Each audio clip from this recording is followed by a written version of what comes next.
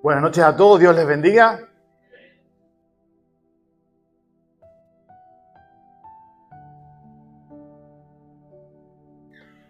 Después de una semana que no pudimos estar, es bueno volver a estar en la casa del Señor y compartir juntos, alabar juntos al Señor. Y yo quiero, saben, en esta noche, compartir con ustedes en el libro, en la carta del apóstol Pablo a los Colosenses, si quieren abrir ahí. Saben, el miércoles pasado en la reunión de oración estuve compartiendo un poco sobre eso y sobre este texto como central, y hoy quiero tratar con la ayuda del Señor de poder profundizar un poco más esta carta, este texto que voy a leer ahora, pero que sobre todas las cosas oro que el Señor pueda revelarse a nuestras vidas a través de su palabra y pueda hablar a cada corazón en esta noche. Yo voy a tratar de hacer una introducción un poco y voy a tocar varias cosas. Por eso es bueno que el que ha podido traer la Biblia en papel, en ese sentido es más fácil seguir que con el celular, porque vamos a ir tocando varios versículos de Colosenses, porque quiero mostrarle algunas cosas. Y más fácil hacerlo en una Biblia, y también de paso, si el Señor te habla en algo, poder subrayar allí, que en el celular me decía, también se puede decir, pero no es lo mismo, ¿no? Que poder hacerlo en papel también. Así que bueno, quiero que abran su Biblia entonces en Colosenses capítulo 3. Yo voy a concentrarme en los primeros 4 versículos de este capítulo, pero quiero leer un poco todo como a modo introductorio de lo que Pablo estaba hablando para dar una idea.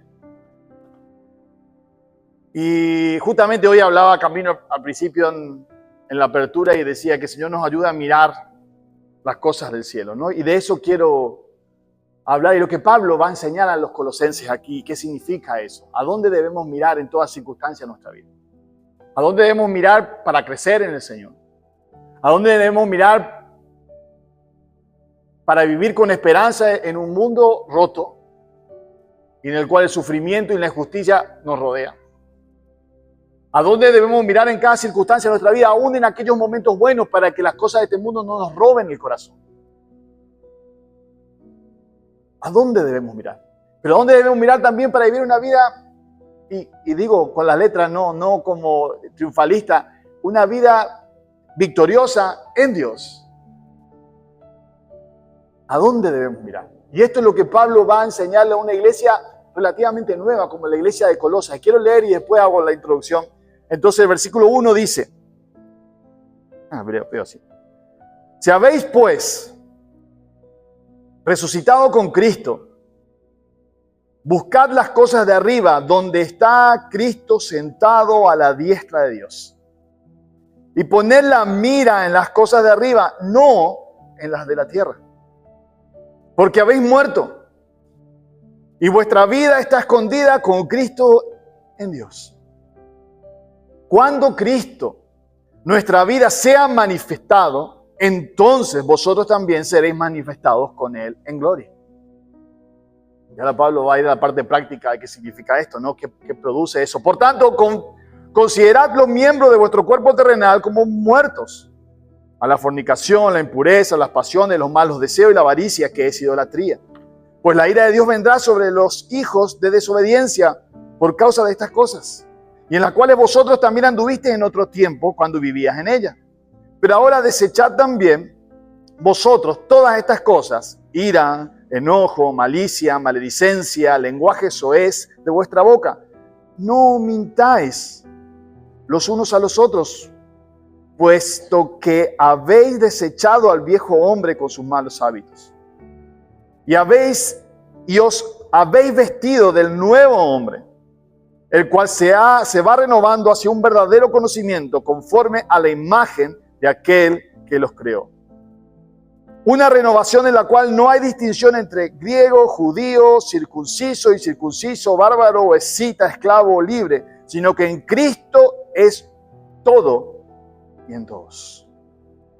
Entonces, como escogidos de Dios, santos y amados, revestidos de tierna compasión, bondad, humildad, mansedumbre y paciencia, soportándoos unos a otros y perdonándoos unos a otros si alguno tiene queja contra otro.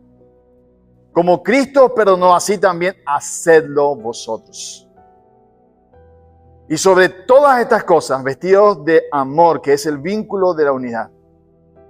Y que la paz de Cristo reine en vuestros corazones, a la cual en verdad fuisteis llamados en un solo cuerpo, y sed agradecidos. Que la palabra de Cristo habite en abundancia en vosotros, con toda sabiduría, enseñándoos y amonestándoos unos a otros con salmos, himnos y canciones espirituales, cantando a Dios con acción de gracias en vuestros corazones. Y todo lo que hacéis, de palabra o de hecho, hacedlo todo en el nombre del Señor Jesús, dando gracias por medio de Él a Dios Padre. Amén. Hasta ahí la palabra del Señor. Oramos, Señor. De verdad, gracias por tu palabra preciosa. En ella hay vida. Señor, hay sabiduría. En ella, Señor, tú a través de tu Espíritu nos hablas y yo te pido que una vez más, Señor, como a través de toda la historia, Señor, tú hablaste, despertaste vidas que estaban muertas. Señor, a través de tu palabra y el poder de tu Espíritu, así también en esta noche lo vuelvas a hacer, Señor. Padre, ayúdanos a volvernos a ti, a mirarte a ti.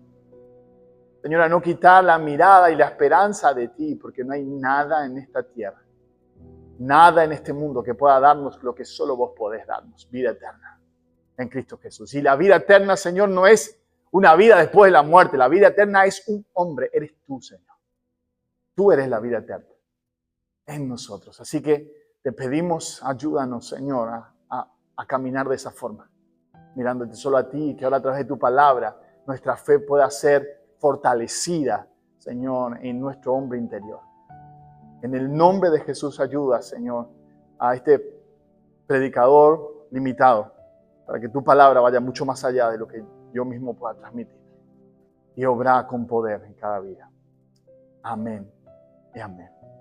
Saben, el autor de esta carta es Pablo.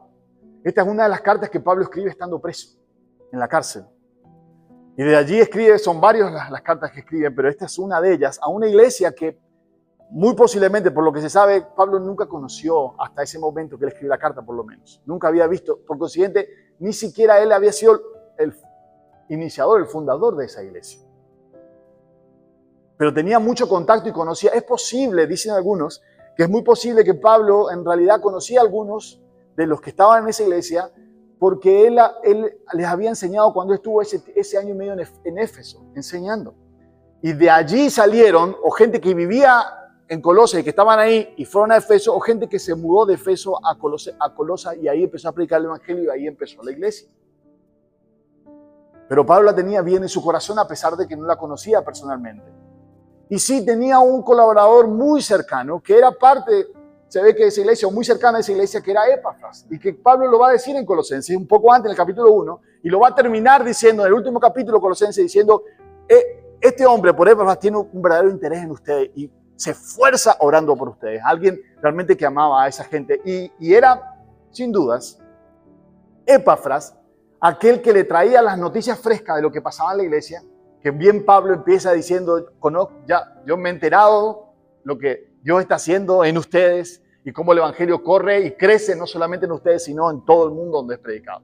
Por consiguiente, estaba bien informado. Había gente y Epafras era que le llevaba mientras Pablo estaba en la cárcel. Ustedes recuerdan que a pesar de que Pablo estaba en la cárcel, y las cárceles en ese tiempo en el Imperio Romano y en cualquier Imperio Romano eran tremendamente duras, Pablo tenía cierta libertad. Dios le había concedido tener cierta libertad de recibir visitas, de tener la posibilidad de tener un amanuense, es decir, alguien que él le dictaba las cartas y se las mandaba a todos lados. Tenía esa libertad que el Señor le permitió tener mientras estuvo preso en esa primera etapa. Esta es la primera etapa de su cárcel. Luego vendrá la otra donde ya no sale libre.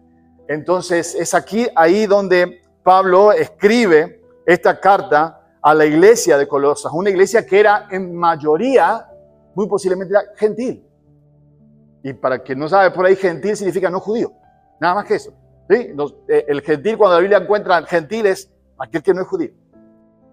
Y mayoritariamente era una iglesia gentil que todos venían del paganismo, de las diferentes religiones que había. Y pululaban las religiones en ese tiempo, el Imperio Romano, y había un montón de religiones de todo tipo, de ídolos, de todo tipo.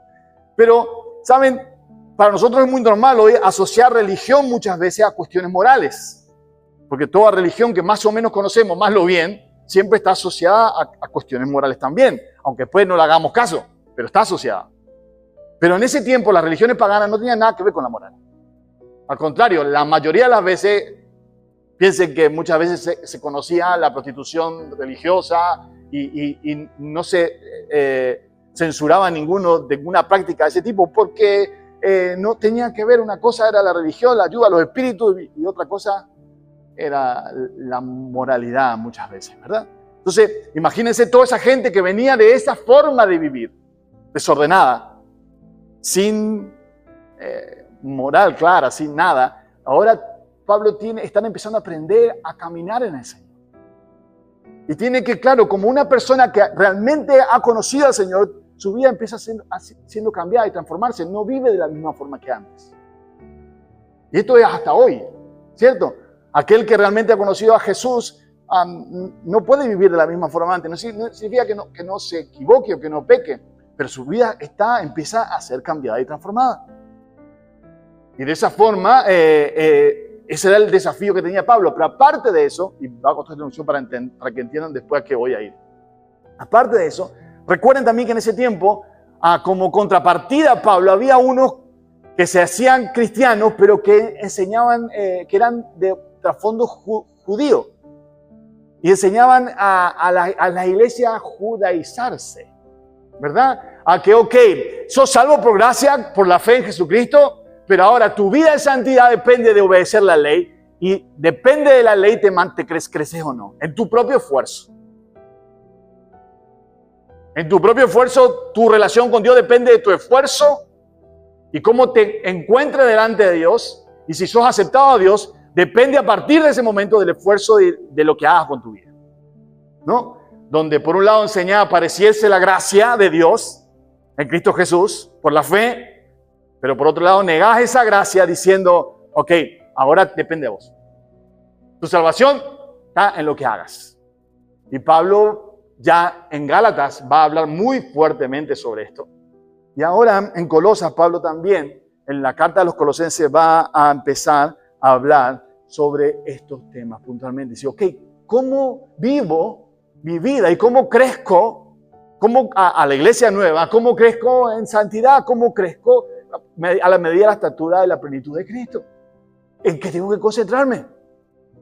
La religión dice, judía, tengo que concentrarme en la ley y tengo que tratar de obedecer aquello que la ley dice. Y yo ya expliqué eso muchas veces, donde el cristiano verdadero no recibe aceptación por la ley, aunque debe vivir prestando atención a la ley moral de Dios. Está claro, no discutimos eso. Pero, ¿cómo entonces crezco en el Señor? Y entonces, algunos empezaban a enseñar ese tipo de cosas, y Pablo lo que quiere es mostrarle, y a través de la carta de los Colosenses, a vos y a mí, ¿dónde debo concentrar mi mirada para seguir caminando con el Señor y crecer en el Señor? Y vivir. Y Pablo se va a basar en las verdades de Dios. Y ahora va a hablar mucho. Y si ustedes leen la carta con atención, y les invito a leerla en su casa cuando regresen, y esta semana, van a encontrar que los primeros 2 capítulos está lleno del artículo Él, con mayúscula, lleno. Les va a hablar puntualmente sobre Jesús. Pablo lo que va a hacer a través de estas líneas, va a tratar de poner la mirada de la iglesia de Colosas y la nuestra en mirar a Jesús. Porque, mis queridos, en resumidas cuentas, de eso se trata la vida cristiana. En mirar a Cristo. De eso se trata caminar con el Señor. De eso se trata lo que Jesús mismo enseñó en el capítulo 5 de Juan, diciendo, alejado de mí, nada puedes hacer. De eso enseñó el autor de los Hebreos, diciendo, correr la carrera con la mirada puesta ¿en quién? En Cristo. El autor y consumador de la fe. Vivir la vida cristiana en victoria. Vivir la vida cristiana como Dios quiere se trata de vivir por fe, anclados, arraigados en Cristo Jesús. En lo que Él es y lo que hizo por vos y por mí. Y esa fe, y a través de esa fe Dios va a producir transformación en tu vida y en mi vida, cambiando todo lo que sucede en mi interior. Y ahora voy a tratar de explicarles eso. Pero empezamos entonces, por supuesto, por lo que acabamos de leer, el versículo 1 del capítulo 3. Dice, si habéis pues resucitado con Cristo. Lo primero que Pablo empieza en este versículo es poniendo un condicionante. ¿Ven? Un sí. Si habéis pues resucitado con Cristo. Porque Pablo lo que va a decir acá y quiere dejar en claro y poner una línea divisoria bien marcada, que acá, a partir de acá, bueno, en todo sentido, lo que va a decir de una vida que pueda ser transformada, que deje, ¿vieron que, no sé si ustedes prestaron atención, lo que leímos, había una lista de cosas, de pecados, y después había también una lista de virtudes, ¿sí? Y a veces, desvístanse esto, vístanse esto, dice de alguna forma, esta es la expresión que Pablo usa. Sí, y lo que está diciendo Pablo ahora con esto, ¿sabes? Miren, para dejar esto, y que esto sea real en tu vida, lo primero que tenés que tener en cuenta y asegurarte es si habéis resucitado con Cristo. Eso es una condición sine qua non. No hay forma de que suceda lo otro. No hay forma de una vida justa. No hay forma de una vida transformada. No hay forma de un cambio de vida profundo y real y duradero si no has resucitado en Cristo. Si no has creído en el Señor Jesús. Si no te has identificado con su muerte y su resurrección. No has nacido de nuevo. Por la obra del Espíritu, por un milagro de Dios. Si no has reconocido en eso tus propios pecados y te has arrepentido de ellos. Por la fe que Jesús implanta en tu corazón. Si no ha sucedido el mayor milagro que puede sucederle al ser humano en su vida, que es nacer del agua y del Espíritu, no puedes vivir la vida que Dios quiere para tu vida. Lo puedes intentar. Puedes tratar de dejar todos esos pecados y puedes tratar de vivir con esas virtudes. Intentalo. Procura con toda tu fuerza, aunque sea el hombre o la mujer más disciplinada del mundo.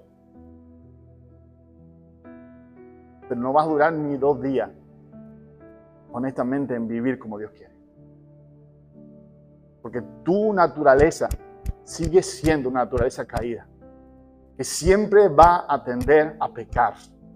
Una naturaleza egoísta que siempre piensa en vos mismo antes que en otros. Una naturaleza orgullosa que impide que puedas amar a otros como Dios quiere que ames. Una naturaleza que solo se ama a sí mismo y que busca su propio bien por sobre el bien de los otros. Una naturaleza que no puede amar a Dios como Dios se merece. Ni puede creer en las cosas de Dios ni lo que Jesús hizo en la cruz. No te engañes. Esto que te estoy diciendo no es parte de un ritual. No es porque te bautizaste, cambiaste. No es porque fuiste a tal iglesia, cambiaste. No es porque sos de tal religión, podés hacer eso. Eso es una obra maravillosa y gloriosa del Espíritu Santo que obra en la vida de aquellos que creen. Y nada más. Por pura gracia. Si habéis resucitado con Cristo. Y esa es la primera pregunta que deberíamos responder a nuestra propia vida. ¿Lo he hecho? ¿Realmente soy un hijo de Dios? ¿He creído con todo mi corazón? ¿He nacido, como la traducción correcta de ese término, he nacido del cielo? ¿He sido engendrado del cielo? Porque si es así, y ahora va lo otro. Si eso ha pasado en tu vida, si realmente has nacido de nuevo, entonces, y ahora viene Pablo a explicar qué cosas pasan y a dónde debemos poner la mirada. Porque, ¿saben? Un corazón que no nació de nuevo no tiene forma. Dice, si has nacido de nuevo, dice el versículo 3:1, leo de vuelta, si han resucitado con Cristo, busquen las cosas de arriba. esto es una posibilidad para el que no lo ha hecho, porque tiene su mirada puesta en las cosas de la tierra. Indefectiblemente va a buscar para su propia vida, su satisfacción, su felicidad, su gozo, su paz. Va a buscar en las cosas de la tierra porque no conoce otra cosa. Porque no tiene acceso a otra cosa, porque sus ojos están velados por su propio pecado. Para mirar a Dios y mirar las cosas de Dios, no lo puede hacer. Pero una vez que nacemos de nuevo, ese velo nos es quitado. Y tenemos, a partir de ahí, la posibilidad cierta y el poder en Cristo, ¿cierto?, de empezar a mirar las cosas de forma correcta y hacia la dirección correcta. Pero aún así, muchas veces, como vamos a ver, aún así muchos perseveran aún en su vida cristiana, con mucho más mirando las cosas de la tierra que las cosas del cielo, ¿no? Y eso es lo que Pablo está tratando de enseñarles a los colosenses y, por supuesto, a nosotros de esto. El peligro que todo cristiano tiene de vivir una vida cristiana sin levantar la mirada al cielo. ¿Saben? Y es un desperdicio. Es una tristeza. Malgastar la vida que el Señor nos dio y seguir enredado en las cosas de este mundo. Es una macana. ¿Qué quieren que le diga? No sé, palabra no me gusta ni una otra palabra, pero es una lástima. Desperdiciar el tesoro más hermoso, más grande, más precioso que nos han regalado. El manjar más rico que tengas para servirte y aún seguir hurgando la basura cada día para tu vida. Porque eso sería lo que Pablo también lo dice. Para mí el mundo es estiércol. No, por eso está diciendo eso. Es una lástima vivir de esa forma. Es una pena. Sí, si sos salvo, si has nacido de nuevo, sí, el Señor te va a recibir. Sí. Pero qué pena.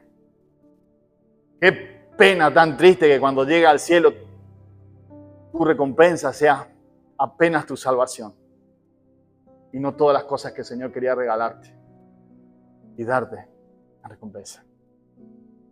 Qué pena sería mirar tu vida para atrás cuando sea grande y decir, uy, las oportunidades que perdí de ser feliz y gozoso en el Señor y servirle con todo mi corazón.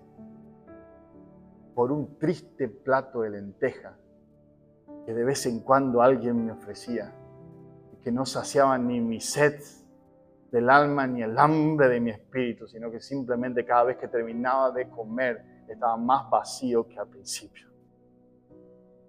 Qué triste vivir de esa forma. ¿Saben? Y eso es lo que Pablo, a fin de cuentas, está tratando de decirle a los colosenses. Miren, pongan su mirada en las cosas del cielo. Miren más arriba, miren para arriba. ¿Dónde van a concentrar su mirada? ¿Dónde va a estar tu corazón a fin de cuentas? Porque donde esté tu mirada, está hablando, ¿dónde está la atención de tu vida? ¿A dónde va a estar? ¿En qué vas a concentrar la atención de tu vida? ¿Saben? No es muy fácil, no es muy difícil ser honesto y reconocer dónde está nuestra mirada. ¿Verdad? En serio, si simplemente somos honestos con nosotros mismos y nos ponemos a mirar nuestra vida, nos damos cuenta qué es lo que nos aflige más, qué es lo que nos saca más el sueño, qué es lo que nos da más alegría.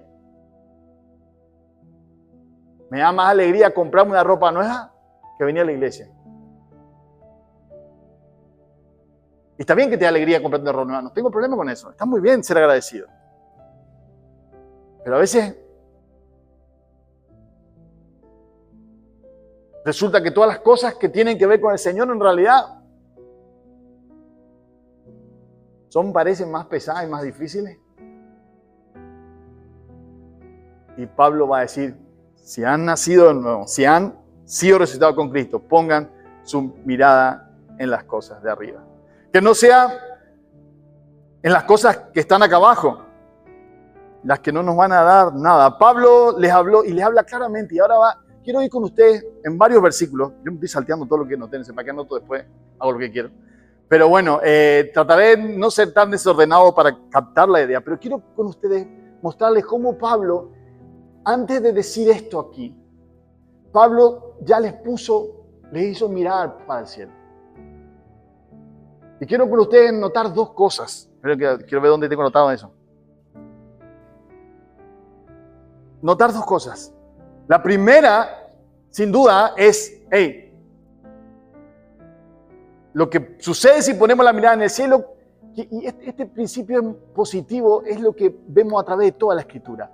Fíjense que no dice Pablo primero, mire, dejen de mirar la tierra, entonces van a mirar el cielo. Lo que Pablo dice es, pongan la mirada en las cosas de arriba. Siempre la forma en que Dios nos hace las cosas es de esta forma. Es cuando dice lo mismo, cuando dice, venzan con el bien el mal. Después dice también, por ejemplo, si andan en el Espíritu, entonces no van a satisfacer los deseos de la carne. ¿Entienden? Nosotros los seres humanos funcionamos, en nuestra naturaleza caída funcionamos al revés. Nosotros siempre intentamos concentrarnos en lo negativo. Por ejemplo, a veces habla con la persona y dice, yo voy a ir a la iglesia cuando yo deje todas estas cosas malas que estoy haciendo. No, voy a arreglar mi vida y todo, porque yo voy a dejar primero todo esto malo para después empezar lo bueno. Porque nunca lo vas a hacer. Pero Dios nos dice otra cosa. Dios nos dice, miren el cielo. Entonces no van a mirar la tierra. Dice, sigan el Espíritu. Entonces no van a seguir la carne. Hagan el bien. Entonces como consecuencia no van a hacer el mal. Y acá Pablo está diciendo, miren las cosas del cielo. Porque si ustedes miran y logran ver, y el Señor, si ustedes miran, el Señor va a hacerles ver el tesoro que tienen en Cristo. Es entonces que lo que está en la tierra pierde por completo el atractivo y el poder que tiene sobre tu vida. Aquellas cosas que todavía te tienen enredado. Cuando puedes ver lo hermoso que el Señor tiene para tu vida. Concéntrate en esas cosas. Entonces, no mire la tierra, porque allí no vas a encontrar nada. Allí nunca vas a encontrar algo que te satisfaga, algo que te dé paz, algo con el cual te sientas completo. No hay carrera, no hay profesión, no hay escala social, no hay dinero, no hay nada que el mundo pueda ofrecer. Relaciones, no hay nada que el mundo pueda ofrecerte que realmente va a llenar y satisfacer la sed de tu alma. Nada. Y yo sé que acá hay muchos que han intentado en su vida tratar de llenar ese vacío. Diciendo, si yo logro esto, es lo que me falta para ser feliz. Pero resulta que cuando se consigue, o está peor que antes, normalmente, y más vacío que antes. Entonces, no, y a veces por ahí conseguimos lo que queremos, lo logramos y quedamos contentos, pero a los 2 segundos se nos gastó como un niño y ya vamos por lo otro. El otro objetivo. Y a eso nosotros le llamamos, ese es un hombre emprendedor, es una mujer ambiciosa. No, ese es un tonto que busca luchar sin sentido contra cosas que no le dan no llenan su vida y no se da cuenta que está simplemente cavando, como diría el profeta Jeremías, cisternas rotas que no retienen el agua. Y cada vez que cava y más cava, el agua cada vez se le escapa más para su alma y nunca sacia su sed. Entonces Pablo le va a decir, miren las cosas de arriba. Y si ¿tienen la Biblia ahí abierta? Yo voy a poner mi anteojo así, miro. Y Pablo le va a hablar, fíjense cómo Pablo le va a apuntar a Jesús. Durante estos 2 capítulos va a decir muchas cosas. Yo voy a ir salteando con ustedes. Primero, ¿quién es Cristo? Y luego lo que Cristo hizo por nosotros y lo que significa para nosotros. Primero, empieza la carta, versículo 2. Dice, a los santos y fieles hermanos, ¿en quién? ¿Lo tienen ahí? Versículo 2, capítulo 1, perdón. Versículo 2, capítulo 1. Ahí está. Me salté eso.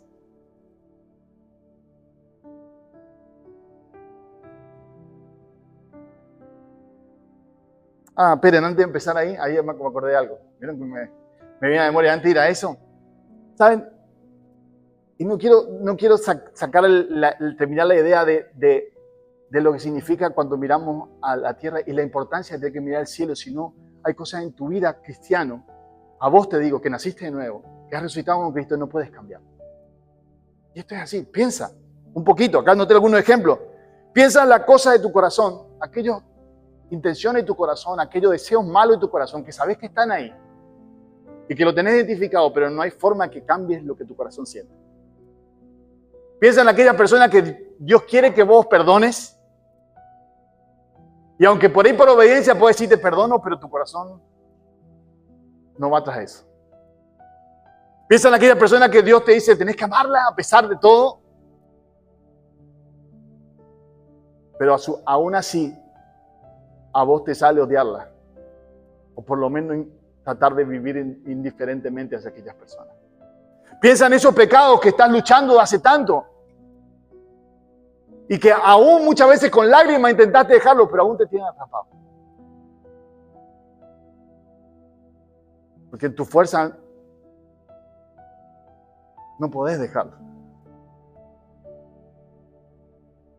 ¿Cuántas veces prometiste aún al Señor cambiar tu vida? Tratar mejor a tu esposa. Ser un mejor padre.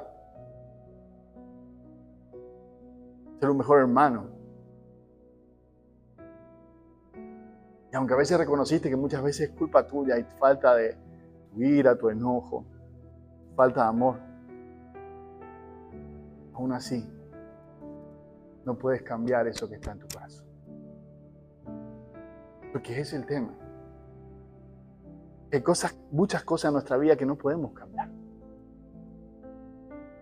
Que no podemos nosotros transformarlo. Ojalá pudiéramos hacer sí, sacar y cambiar por otro sentimiento, otra cosa verdadero y del Señor. Pero que el Señor me manda. Y lo que Pablo está diciéndoles, miren, la forma, ustedes no tienen el poder, solos.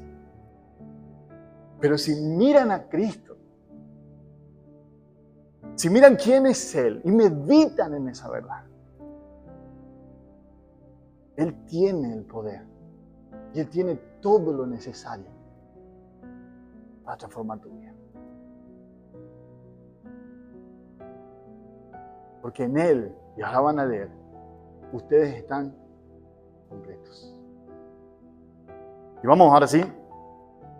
Versículo 1. Yo noté de colores diferentes, no sé para qué agarré tan parecidos, pero creo que está. Primero, ¿quién es Jesús? No vamos a leer el versículo. El capítulo 1. Versículo 15, presten atención, nos va a ¿quién es Jesús? Dice, Él es la imagen del Dios invisible, el primogénito de toda creación. Claramente, Jesús es Dios. Y a su vez el primogénito de toda creación. Versículo 16, porque en Él, otra vez, fueron creadas todas las cosas. Tanto las que están en el cielo como en la tierra, visibles e invisibles. Sean tronos o dominios, poder y autoridad, todo ha sido creado por medio de Él y para Él. Ese es Jesús. Es Dios. Es por el cual todas las cosas fueron creadas, todas las que ves y las que no ves. Y no solamente fueron creadas por medio de Él, sino fueron creadas para Él. Eso no se incluye. Él es Dios. Es a Él al que se nos manda a confiar. Es en Él el que se nos manda a confiar. Aquel que creó todas las cosas. Seguimos, versículo 18. Un poquito antes. Versículo 17. Y Él es antes de todas las cosas. Eterno. Y en Él todas las cosas permanecen. En Él, en su poder. Todo permanece. Hay algo que que creó todas las cosas. Que sostiene todas las cosas, del cual todas las cosas son creadas por Él. ¿Hay algo que sea imposible para Él? Dime, ¿es tu situación tan imposible que Él no puede transformar? ¿Es tu corazón tan duro que Dios no puede cambiar? Es tu herida tan profunda que el Señor Jesús no la puede sanar. Este Dios que Pablo me está pidiendo que lo mire. Versículo 18. Él también es la cabeza del cuerpo, que es la iglesia. Sí, de esta iglesia y de toda la iglesia del Señor. Él es la cabeza, el principal. Él es el principio, Él es el primogénito de entre los muertos. Sí, mi hermano. Porque se hizo hombre y probó la muerte por amor a vos y a mí. Pero Él es el primero que venció la muerte. Principio del primogénito de entre los muertos. Porque agradó al Padre, versículo 19, que en Él habitara toda la plenitud. Toda la plenitud habita en Cristo. Todo lo que vos necesitas, Jesús lo tiene en Él de sobra. Todo. No hay nada. Ni tu paz, ni tu gozo, ni el sentido de tu vida. No hay nada que se le escape, que esté fuera del control y del poder de nuestro Señor Jesucristo. Toda la plenitud de Dios habita corporalmente en Él, en Cristo Jesús. Dice versículo 20, y por medio de Él, el reconciliar todas las cosas consigo mismo, habiendo hecho la paz por medio de la sangre de su cruz, por medio de Él. Repito, dice Pablo, para que por si no queda claro, ya sean las que están en la tierra o las que están en el cielo. Él, hermano, es en Él donde yo puedo tener paz con Dios.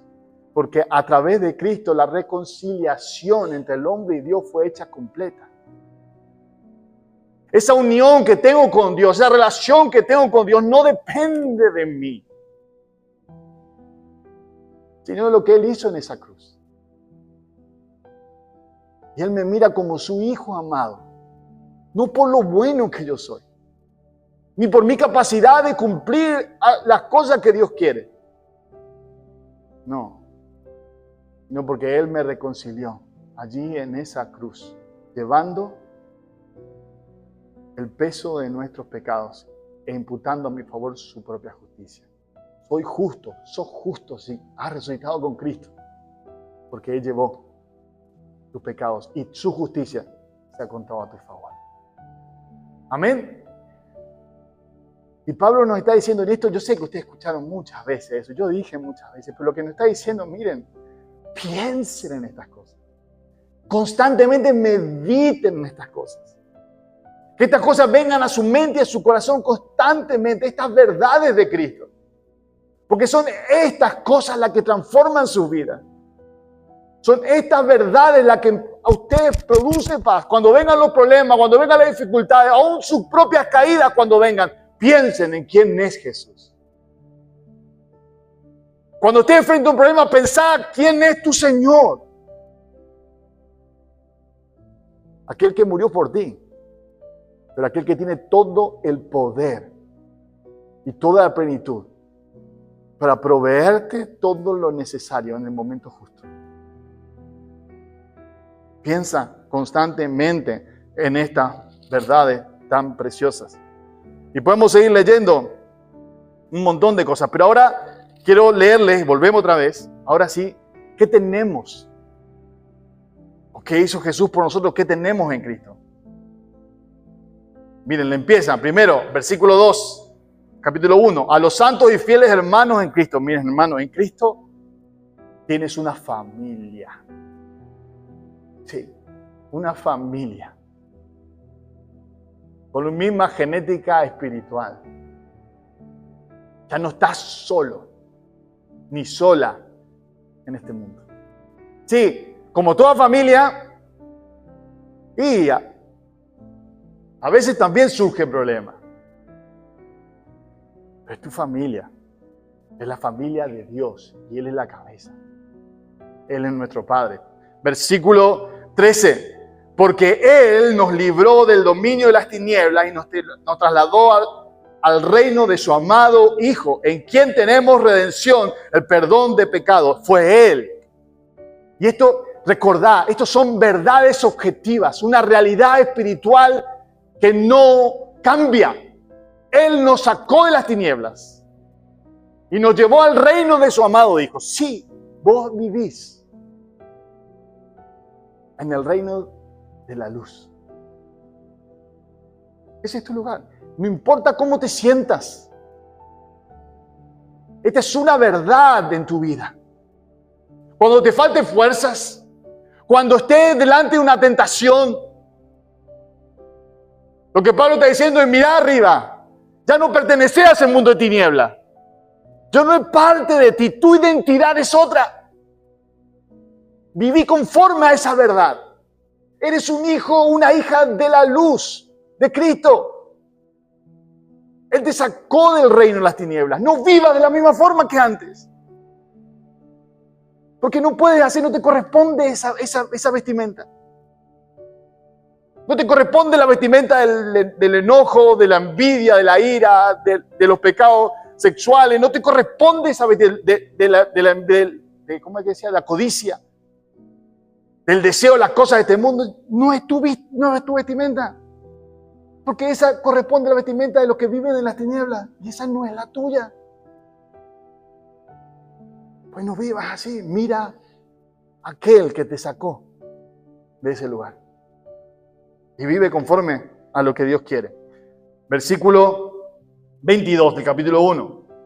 Ahora Dios lo ha reconciliado en Cristo, en su cuerpo de carne mediante su muerte, a fin de presentaros santos, sin mancha, irreprensible, delante de Dios. Miren, hermano, eso es precioso. ¿Quién nos va a presentar delante de Dios sin mancha? ¿Quién dice ahí? Jesús. ¡Ja! Es Él que nos va a presentar. Mi hermano, Él está en ese negocio, en tu vida. Él está trabajando en tu vida para presentarte sin mancha delante de Él. Pues no vivas rebelde a lo que Dios está haciendo en tu vida.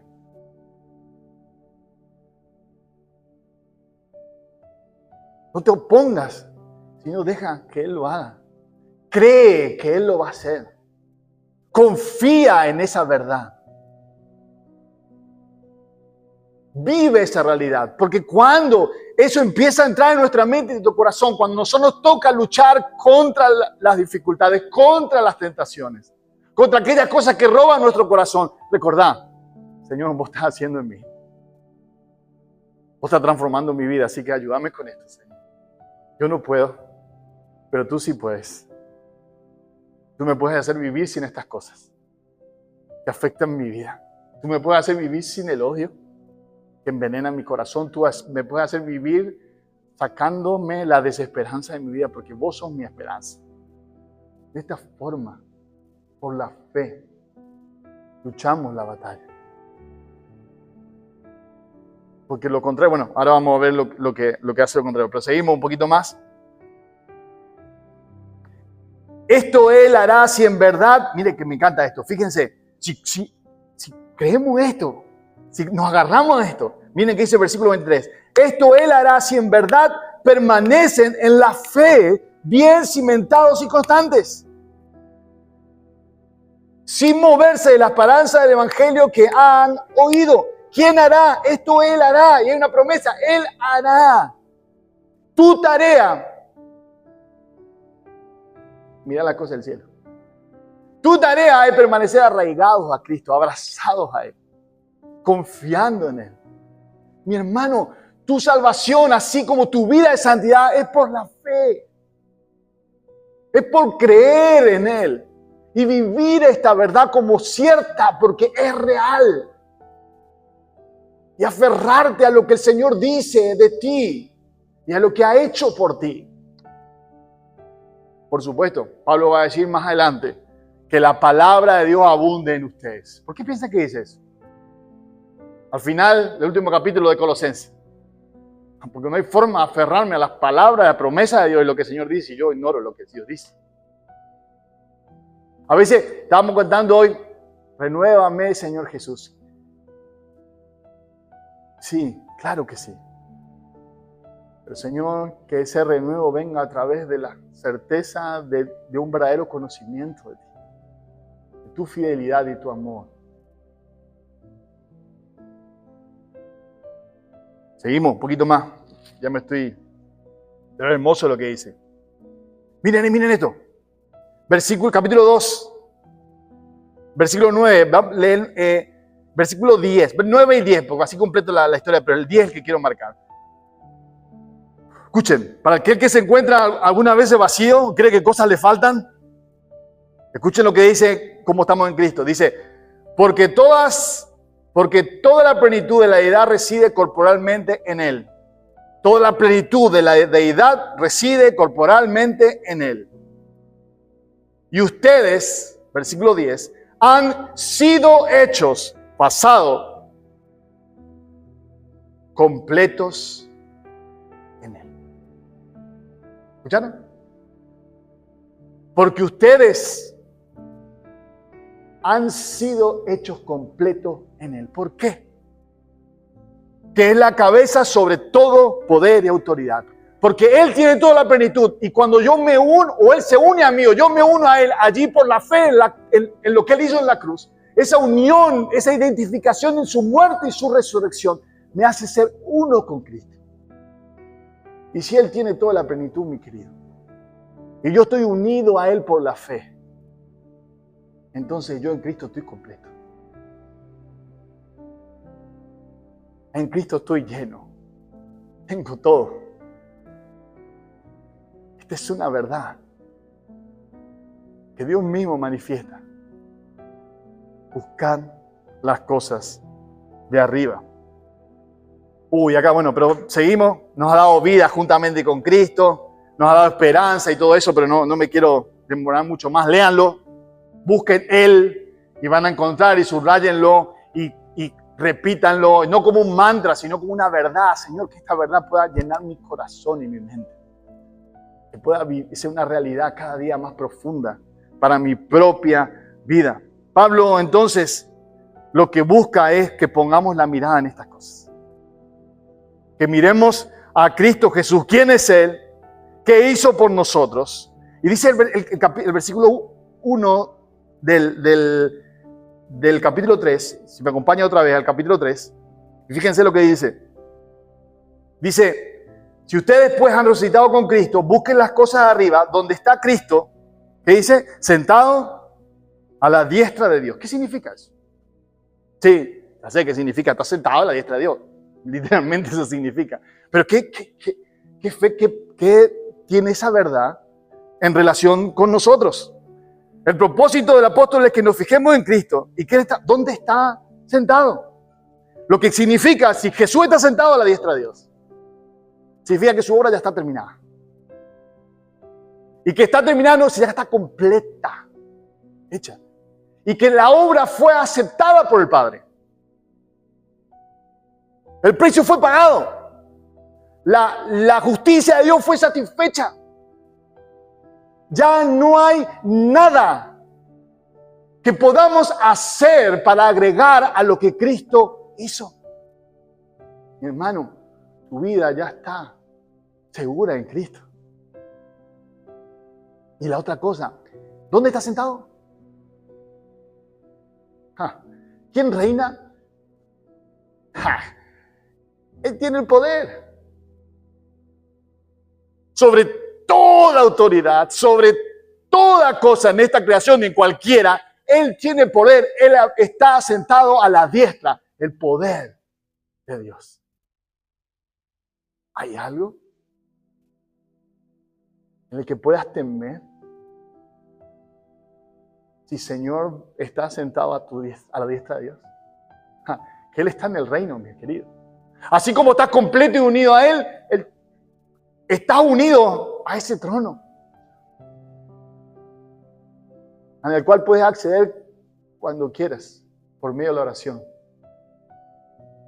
Y encontrarás ayuda oportuna en el tiempo justo. Siempre por Cristo Jesús. Estas son las verdades que deben impregnar nuestro corazón y vivir por fe en Él. ¿Verdad? Y dice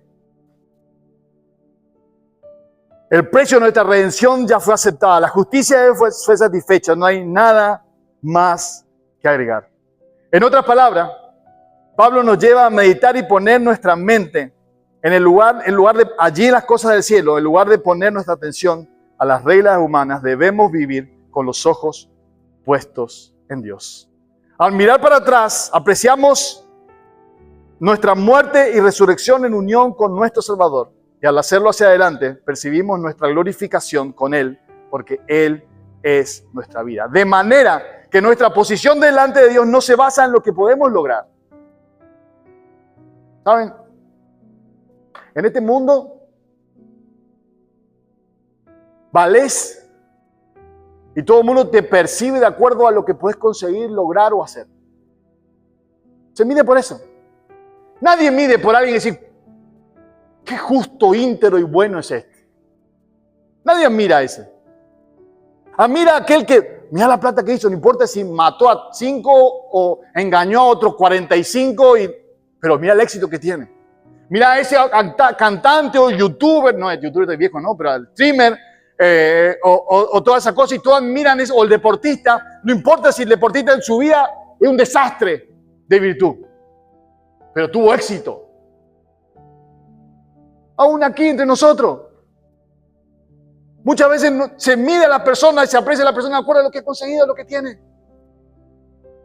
Y respetamos a veces a la persona en esa misma relación. Respeto más a aquel que tiene una posición social, o a aquel que consiguió algo, a aquel que tiene un título, que a aquel pobre que no tiene nada. El mundo el de la tierra, el que no debemos mirar, funciona así. Pero con el Señor no, ¿saben? Con el Señor no es así. Porque no importa esas cosas. Porque esas cosas son aire.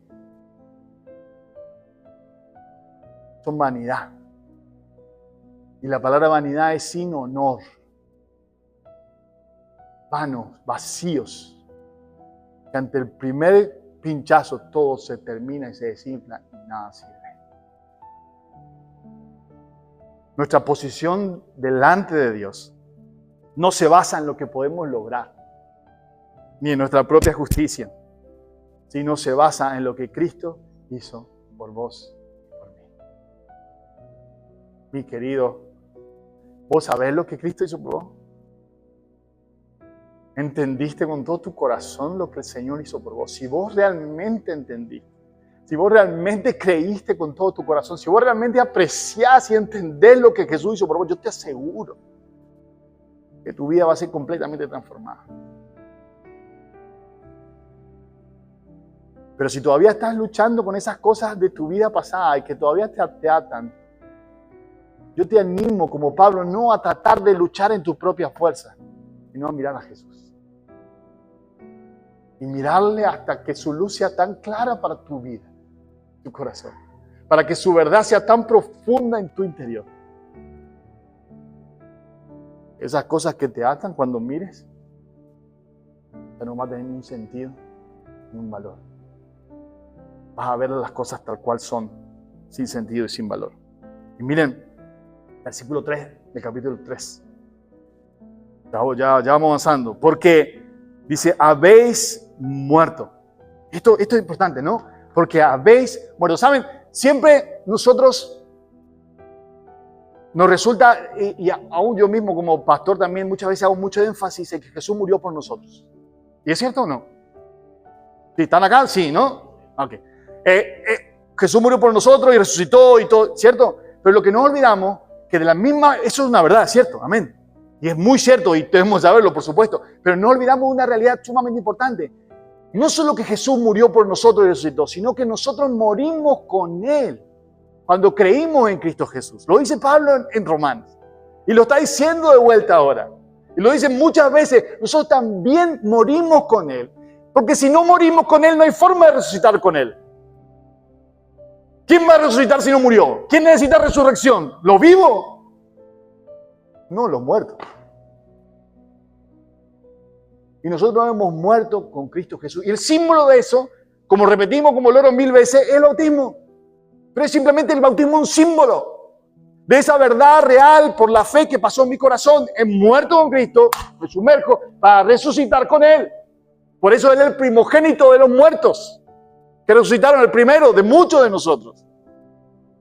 Pero esa es la de identificación con Cristo. En Él estamos unidos, en esa verdad de su muerte y su resurrección. Entonces moriste al mundo, y esto es lo que Pablo va a decir muchas veces: estás muerto. Cuenta una historia, dice que dos chicas, dos hermanas, que le gustaban mucho, leí en un libro hace un tiempo, que le gustaban mucho el año 1900, al principio de 1900, le gustaban mucho los bailes y las salidas, bailes desenfrenados, no quiero decir la palabra, pero bueno, es colgorio, ¿no? Salir, desastre, la subida era un desastre, pero un día conocen a Señor. Reciben a Jesús en su corazón, nacen de nuevo. Entonces, por supuesto, pero la gente no sabía, entonces le invitan al baile. En ese tiempo todo era con cartas, ¿no? Y entonces ellos, yo noté por acá. Así. Entonces ellas responden a la invitación de esta forma.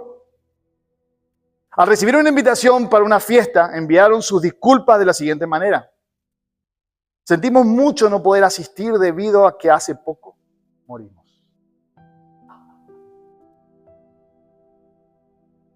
Ellas entendieron bien lo que significa. No, en el mundo yo ya morí. No se trata de que tengo que hacer o no tengo que hacer, eso es que yo ya morí. Eso no va, eso no es de mi mundo. Ya estoy muerto. Al Pepe intentar luchar para dejar esas cosas, pero mejor que esta verdad se te grabe en tu corazón y se haga real en tu vida. Al mundo, si has conocido a Cristo, moriste. Porque si moriste al mundo, entonces el mundo no tiene ningún poder sobre vos. Así como cuando estabas muerto espiritualmente, por más que te hablen del Señor, no podías volver a vivir por tu propia fuerza. De la misma forma, si moriste para Cristo, mi querido, el mundo ha perdido poder sobre tu vida. ¿Has muerto al mundo? Amén. Pues entonces te digo, entonces has resucitado y vives para Cristo, ya no para vos. Tu vida ya no es tuya. Tu vida es del Señor. Porque Él compró tu vida con precio de sangre. Vive para Él cada día de tu vida. Vive conforme a su voluntad.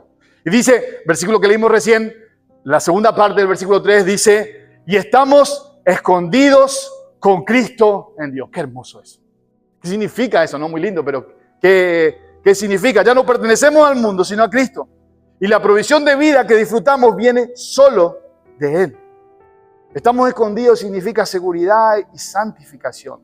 Miren lo que dice el doctor Robertson. Dice, así que aquí estamos en Cristo, quien está en Dios, y ningún ladrón, ni el mismo Satanás puede separarnos del amor de Dios en Cristo Jesús. Mis queridos, estamos escondidos en las manos del Señor. En Cristo. No hay nada. Ni tribulación, angustia, ni persecución, ni muerte, ni principado, ni potestades, ni ángel, ni demonio, ni nosotros mismos. No hay nada que pueda separarnos del amor de Dios que es en Cristo Jesús. Él nos tiene en sus manos. Él nos tiene en sus manos. En Él estamos completos. Acelero ya, porque si no me voy a demorar mucho. Morimos juntamente con Él, fuimos resucitados juntamente con Él y seremos glorificados juntamente con Él. ¿Qué más nos hace falta hacer para Dios? Nada. Pues Él hizo todo. Cree, vive esa fe. Cree en lo que el Señor ha hecho. Confía en Él. Mira para arriba, al cielo. Y vive de tal forma. El mundo ya está muerto para el mundo. ¿Qué vas a hacer enredado? Y eso es lo que Pablo, capaz que el próximo domingo siga hablando, va a hablar ahora sobre esa lista de cosas que ahora ya no tengo tiempo. Pero se trata de eso. Se trata de eso. No hay religión, no hay esfuerzo humano, no hay poder de comer esto, hacer esta fiesta. Pablo en el capítulo 2, final del capítulo 2 va a hablar sobre todas estas cosas. Que nadie te juzgue por fiesta, que no, mira, el duro trato del cuerpo, ninguna de esas cosas va a cambiar tu vida. No tienen el poder para hacerlo. Ni vos mismo. Pero la fe en Cristo Jesús, en quién es y lo que ha hecho, tiene poder para transformar la vida de aquel que confía en Él. Amén. Y termino simplemente con esta conclusión. Saben, como les dije, y me hizo acordar cuando preparé esto, me acordé del pueblo de Israel, como un paralelo de esta realidad. Saben, el pueblo de Israel también, usted conoce la historia, ¿no? De manera poderosa y milagrosa, el pueblo de Israel fue liberado de Egipto, ¿cierto? Con promesas tremendas y señales impresionantes de la liberación del pueblo de Israel, el mar abierto, las plagas, las 10 plagas, las señales una y otra vez, aún caminando en el desierto, el maná del cielo, viendo el cuidado de Dios, el agua que salía de la roca. Yo qué sé, pueden contar, mire, el agua transformada en la amarga transformada en dulce, un montón de milagros. Tenían ellos una promesa a la tierra prometida. Y tenían que llegar allí a la tierra prometida. Y Dios le había dicho, yo les doy esta tierra. Yo le prometí a Abraham que se le daría a la descendencia. Y acá estoy cumpliendo lo que yo dije, los liberé de Egipto. Para que sean libres, para que vivan en la promesa. Ustedes lo único que tienen que hacer a fin de cuentas es creer en mí. Porque todo lo que ellos tenían que hacer después, luchar con el enemigo, es efecto de esa fe. De creer que Dios estaba con ellos. Y creer que Dios tenía el poder para transformar, para hacerles victoriosos en medio de las dificultades y de los enemigos. Pero saben, toda esa generación mayores de 20 años, por su incredulidad, no entraron a la tierra prometida. Se murieron en el desierto. Solo 2 de ellos. 2 de los 12 espías lograron entrar. Josué y Caleb. Y a mí me impresiona, sobre todo, la vida de Josué, increíble, porque él que le seguía a Moisés, pero me impresiona Caleb. Caleb, 40 años después de que pasó todo eso el desierto, 40 años después, un hombre de 80 y pico años, se va a Josué y le dice, yo me acuerdo de lo que dijo tu siervo Moisés y la promesa que el Señor me dio que me daría esta tierra, tal cosa, tal cosa. Y entra y posee la tierra que Dios le prometió. Por la fe. Por creer. ¿Saben? Yo creo que muchas veces muchos cristianos están en este peligro, igual que el pueblo de Israel. ¿Todos eran pueblo escogido? ¿Aún los que murieron en el desierto? ¿Sí? ¿O no? Pero ¿se acuerdan de una característica? Ellos siempre estaban mirando Egipto. Siempre ponían su mirada puesta, diríamos en el lenguaje de Pablo de Colosenses, en las cosas de la tierra. ¿Eran pueblo elegido? Pues sí. ¿Tenían promesa? Sí. ¿Dios lo había liberado a todos? Sí. Pero nadie entró. ¿Saben? Este es el peligro que pueden correr muchas veces muchos cristianos. Vivir como el pueblo de Israel y nunca lograr entrar en el reposo del Señor. Nunca disfrutar de las promesas que Dios nos dio en Cristo Jesús. El Señor guarde en nuestro corazón de toda raíz de incredulidad, porque si hay pecado, porque a fin de cuentas, hermano, el mayor pecado, el que más nos aleja del Señor, de todos los otros, porque todos los otros son consecuencia de eso, es la incredulidad. Que realmente podamos creer en Cristo Jesús. Y la forma de aumentar, de comenzar a confiar y creer cada día más, pues mira las cosas de arriba. Mirar quién es tu Señor. Mirar lo que tu Señor ha hecho por ti. Y lo que Él declara de ti. Mira su obra. Mira su amor. Mira su fidelidad. Y que esas verdades puedas aferrarte con todas tus fuerzas por medio de la fe. Y cada día, cada mañana, llevarte a ser un hijo de Dios agradecido de lo que el Señor ha hecho en tu vida.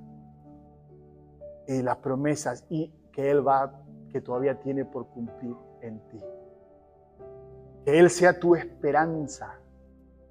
Que Él sea tu tesoro cada día de tu vida. Amén. Señor, gracias